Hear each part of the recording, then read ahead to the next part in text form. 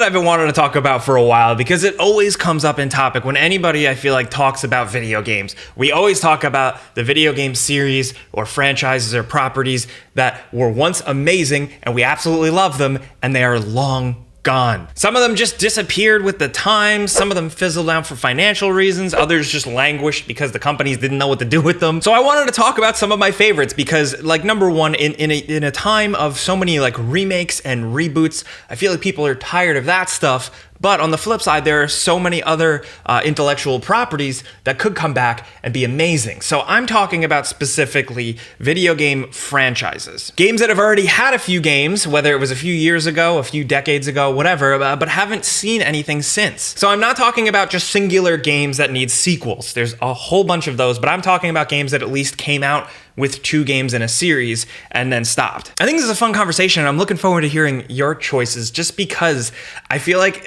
when you get a sense of what people used to play or would love to see again or their favorite franchises that aren't around anymore, you kind of get a sense of a person's taste, a player's vibe, what they're into, maybe even their personality type a little bit. So I got a list in no particular order, some game franchises I want to run through. The first one is, let's start with the obvious. If you know me, Splinter Cell. Splinter Cell hasn't been around for a while now, and it seems like Ubisoft doesn't know what to do with it, or they're just not willing to do anything in a time where they're very much making their money on very specific types of games. I'm almost kind of happy that they haven't brought Splinter Cell back yet, just because they would try and make it into something that it isn't. But I think the potential is still absolutely there. Look at other games that still saw success with, just being in the stealth genre. Metal Gear Solid 5 was a huge hit. There's tons of indie stealth games. Like, yes, they're not as big as they used to be, but still, I think with something like Splinter Cell, it has the potential to just still be such a mega hit because there's so much that's iconic about it, from Sam Fisher, his goggles, to just the level of intrigue that's a little bit different than other Tom Clancy stuff, to the fact that this is a proven cool thing. Look at the fact that I think Netflix is making a movie or something that's been kicked around forever, but still I think it shows the potential that Splinter Cell is iconic and continue to be iconic.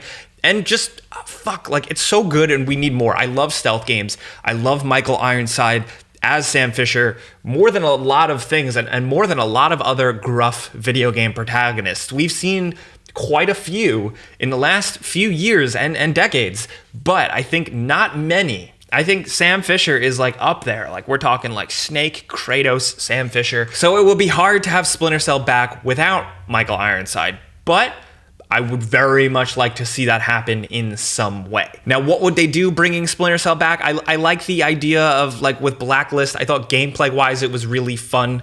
Making Sam Fisher younger, I think, takes kind of the interesting factor away from it. I think what was cool about Sam Fisher was that he was an older guy who had already been through so many things. So if they came out with another Splinter Cell game and they made Sam Fisher even older and not just kind of like Nathan Drake with gray hair, I would really like to see that. I want to see that. I think there's a whole video I can make about Splinter Cell. It's hard to explain exactly why I love it so much, but there you have it. Let's go JRPG for a second and show my PlayStation 2 hat a little bit. Dark Cloud. What happened?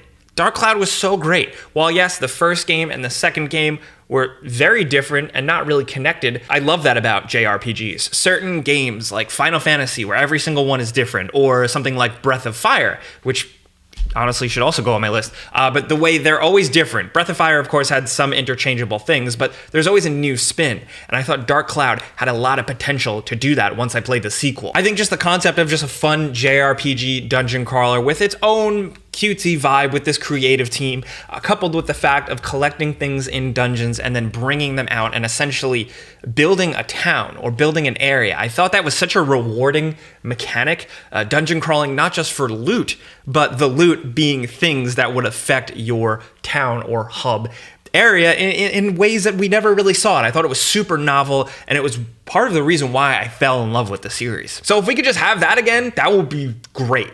Now, another one I definitely want to talk about is the Fight Night series, or really boxing games in general. One could say Ready to Rumble, but I think I specifically want more boxing games and really more like the realism sim aspect like Fight Night, just because boxing is like one of the few sports I really liked, especially like growing up in the height of Tyson and all that crazy stuff, the blockbuster fights.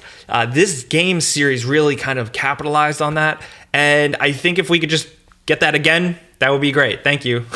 But they were really onto something with like hyper real graphics, face damage models, tending to your character in their own corner, trying to fix their cuts, trying to heal their bruises, all that stuff in a limited period of time worked so well with the strategy of getting out there and choosing how to spend your stamina. It was just so compelling, and although some of the animations for some of the characters didn't really age super well, I think this game is great. It's like Skate, where it's like it's very analog focused, it's very realism and physics dependent, but like, hey, we're getting Skate back eventually, right? So why can't we get something like Fight Night? Now moving on over, let's get a little weird. The Legacy of Kain franchise. I know a lot of people are definitely dying for this to come back. Shout out to my boy Skill Up for always banging that drum. I love you, dude.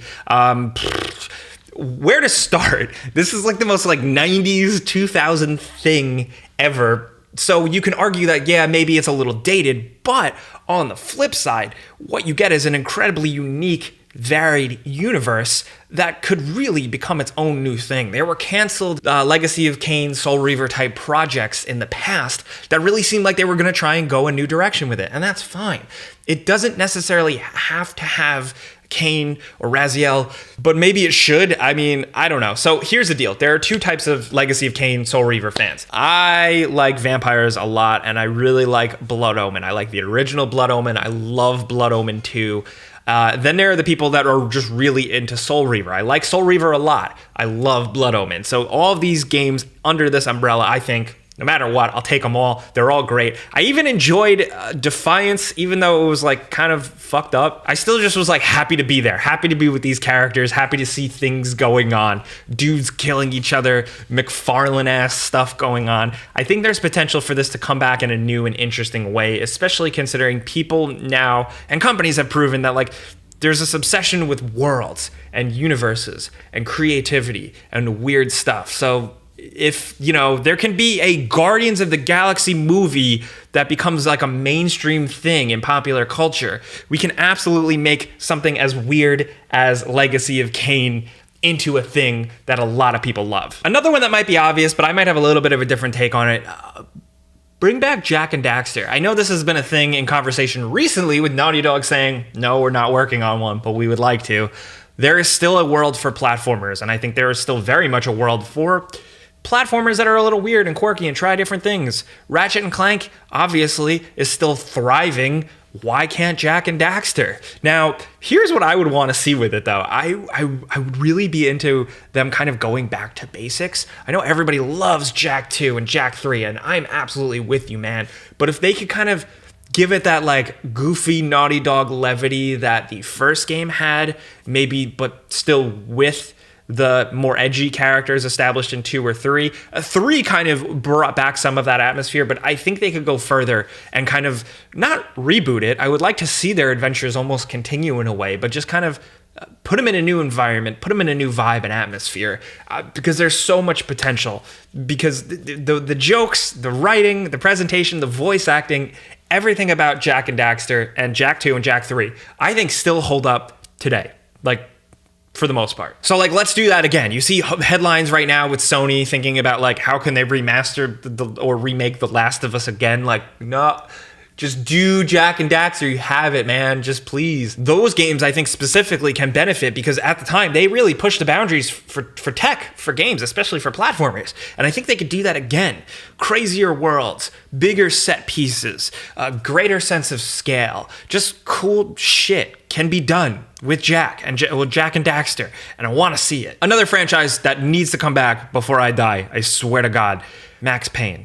I know, that's like, I'm so predictable, but Max Payne is hands down one of my favorite video game series ever.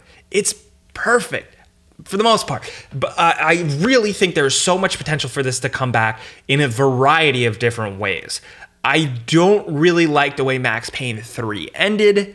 Drag that bastard out one more time. Max Payne, I think the whole concept of his character isn't really a happy ending type character on a beach somewhere. So let's go, dude. But these are ones where I would love to see them kind of like actually kind of remade with a new team, just because I think they offer something so much more than a lot of other games. I know I said like I wasn't totally like remaster for this video, but the original Max Payne I think has so much potential, from the comic book writing to the music to the atmosphere, the style of presentation. All they need to do is like the actual gameplay itself and graphics, update that. The rest, the writing, the presentation, the noir aesthetic, all of that can like sell itself, dude. So like there's that, there's bring him out for Max Payne 4 where he's really pathetic again, or start over, do it again, a slightly different approach, maybe a new creative team, or Remedy again. I know, like, look, crazier things have happened in the video game industry. I don't necessarily see Rockstar just giving it up to Remedy, but I feel like Remedy's cool. I feel like Rockstar is kind of cool. I feel like there could be something there. And with how Remedy has been killing it, in my opinion, lately, especially with something like Control, I would love to see them get their hands on Max Payne again. Something that they like really cut their teeth on. Something that can still be so incredibly unique in the sphere of video games. There's nothing really quite like it, and Remedy continues to make games that are nothing quite like anything else.